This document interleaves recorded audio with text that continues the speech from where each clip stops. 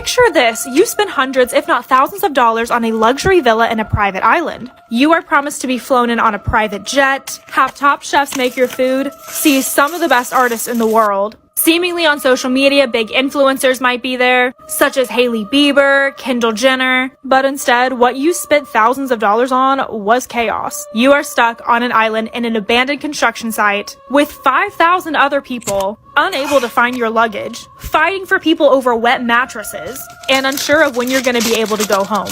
Oh yes, and this is your Top Chef food, by the way. This was literally supposed to be the greatest music festival of all time, and instead ended up being one of the biggest scams of all time. So how exactly did we get here? Billy McFarland, who happened to be a young entrepreneur, along with his friend Ja Rule, the rapper, were flying whenever they came across a private island. This island, called Norman's Key, was previously owned by Pablo Escobar, the drug lord. Part 2 to Fyre Festival. According to the FBI, Billy had everyone fooled. He wasn't necessarily a serial entrepreneur, he was a serial scammer. And this provided to be his biggest one.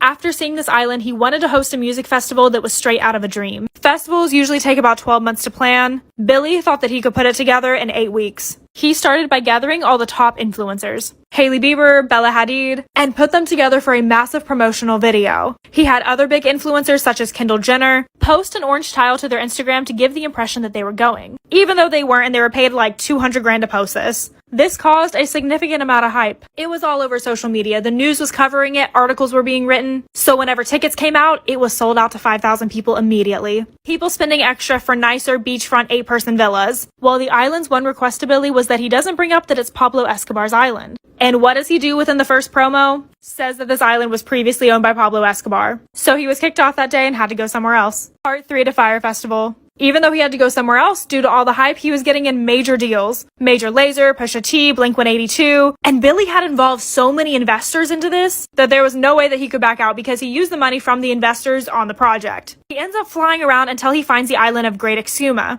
which is not a private island. However, on the website, they edit it to make it look like it is. And they find an abandoned development site. No buildings, no villas. Yet they still advertise as if there are. They end up finding tents left over from Hurricane Michael and say, yup, this is good enough. So the production team is extremely worried and they're like, hey, we're gonna have to post pictures of what this looks like so people can decide if they want to come or not. Billy responds by just firing them. Somehow he thought people were just gonna show up and be okay with this after spending all that money. And to get more money, they implemented cashless wristbands, like asking people who already paid to send them extra money for their wristband. While people are concerned and asking questions on their social media, but they turn off their comments. Soon it was time for people to show up. Part 4 to Fyre Festival. Because they weren't really answering people's problems, Blink-182 was the first one to drop out. And then the night before people were supposed to show up, a storm hit, soaking and ruining everything that they had set up previously. Yet for Billy, canceling was still not an option. They oversold and there wasn't even going to be enough beds for staff. Well, the plane flew in, bringing in all the guests. And to distract them from the actual site, they bussed them over to a restaurant at the end of the island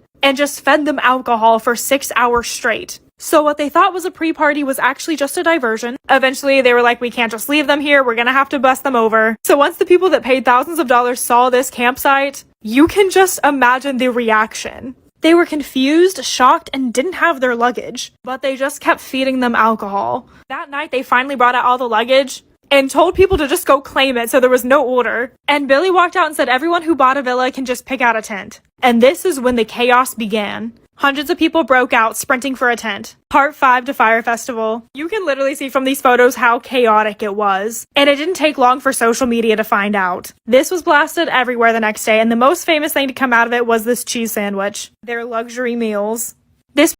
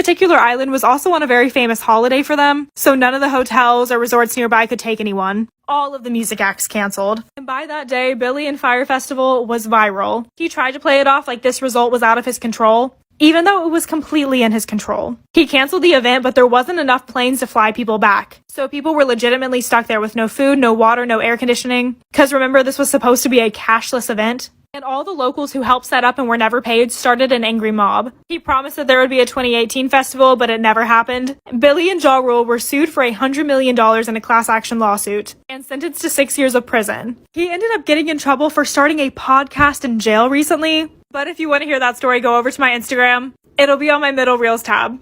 Story time about how I caught my husband with his best friend in bed, who, by the way, is a guy. Disclaimer, this is not my story time. It was sent to me on Instagram. I knew that my husband was bi before we got married, and it never bothered me. In fact, that's how we met. A few years ago, I was dating this guy, and we had an open relationship, and he would tell me about this other guy that he was hooking up with. Well, he introduced me to his male friend, and we actually ended up hooking up. A few months later, we became boyfriend and girlfriend, and a few years later, we got married. So I always knew my husband was bi. Here's when his best friend comes into the picture. Let's call him Kenny. Kenny's been best friends with my husband for over 7 years. They've known each other longer than I've known my husband. But get this, Kenny is also married. Kenny would sometimes sleep over our house when it was really late. A few weeks ago, he slept over. I went to bed, but at 4 in the morning, I wake up and my husband is not in bed. So I go looking for him and I hear a noise coming from the guest bedroom. I walk in and see that my husband is tied to the bed. Guess what they were doing? Part 2 is up. My husband is tied to the bed and his best friend Kenny is doing things to him. Disclaimer, this is not my story time. It was sent to me on Instagram. I was so shocked I ran to the toilet and vomited. Kenny went straight to put on his clothes, but my husband was still tied to the damn bed. Before Kenny could start untying him, I straight up started punching my husband in the face, the chest, the neck. I felt uncontrollable rage for the first time. This whole time that I thought they were just best friends, my husband and his male best friend Kenny are hooking up behind my back. Here's when I really started to lose control. Kenny tried to pull me off of my husband, so I noticed that they had a bunch of candles lit. So I grabbed 2 candles and threw them straight at Kenny's head. One of them missed, but the other one got him. So Kenny grabbed his phone and started calling 911.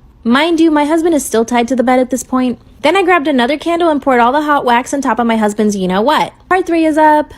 My husband is tied to the bed, so I grabbed the candle and poured all the hot wax on his you-know-what. Disclaimer, this is not my story time. It was sent to me on Instagram. Kenny has already called the police at this point and they are on their way. I'm still in blind rage and my husband is still tied to the bed. That's when Kenny grabs me by the hair, takes me to the bathroom and throws me into the tub. I landed on my arm and actually broke it. He goes to untie my husband and that's when the police knock on the door. Well, guess what? They arrested me for assaulting my husband. I sat in a jail cell for 6 hours before my husband came to bail me out. Of course, he apologized and said he would drop the charges. Apparently, Kenny asked his wife for a divorce and is demanding that my husband and I get divorced because he wants to be with my husband. My husband basically said that he doesn't know who to choose, me or him. I really do love my husband. What do I do? Terrifying Craigslist ads that'll make you think twice. Part 1. Number 1. The household. A few years ago, a man posted a disturbing Craigslist ad looking for a new roommate. The picture that he used looks like he's some sort of serial killer, but it gets much worse. He then goes over certain rules you must follow. The most disturbing thing of all is he writes that he had 3 houseboys before. If the houseboys aren't able to leave,